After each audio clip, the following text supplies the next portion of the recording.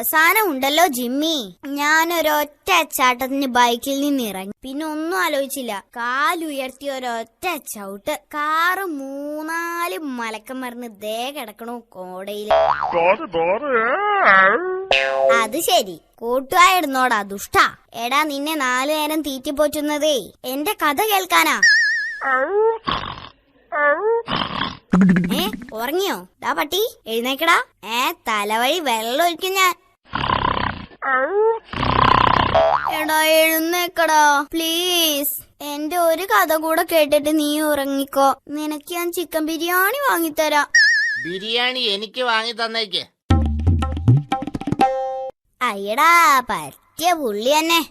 മോനെ, എനിക്കൊരു ബിരിയാണി വാങ്ങി തന്നാ എത്ര കഥ വേണമെങ്കിലും ഞാൻ കേൾക്കാം. പിച്ചക്കാരൻ ചേട്ടൻ, എന്നാലൊരു കാര്യം ചെയ്യ്. ഇപ്പൊ പോയിട്ട് നാളെ വാ. അപ്പോഴേക്കും ഞാൻ പുതിയൊരു പട്ടിക്കൂട് സംഘടിപ്പിച്ചു വെക്കാം. എന്താടാ ടിൻഡു, നീ എന്താ ഈ പട്ടിയോട് സംസാരിച്ചിരിക്കുന്നത്? ആ സമയം കൊണ്ട് 2 അക്ഷരം പഠിച്ചൂടെ? ഈ പട്ടി ശരിയല്ല അച്ഛാ. എടാ, നിന്നേക്കാൾ ഉപകാരമുണ്ട് അവനെ കൊണ്ട്, മനസ്സിലായി? ആരെങ്കിലും വന്നാ കുരച്ച് ബഹളം ഉണ്ടാക്കുന്നില്ലേ? അങ്ങനെയാണെങ്കിൽ വീട്ടിൽ ഇനി മുതൽ ആരെങ്കിലും വരുമ്പോ ഞാൻ കുറച്ച് ബഹളം വെക്കാം. എന്താ, മതിയോ? ഞാൻ ഇതിനെ തുറന്നുവിടാൻ പോവാ. എടാ, അത് കൂട്ടിന്ന് പുറത്തിറങ്ങിയാ നിന്നെ കടിക്കാൻ വരില്ലേ? അപ്പൊ നീ എന്ത് ചെയ്യും? അതിനൊക്കെ ഐഡിയ ഉണ്ട്. എന്തോന്ന് ഐഡിയ? ഞാൻ പട്ടിയുടെ കൂട്ടി കയറി വാതിലടയ്ക്കും.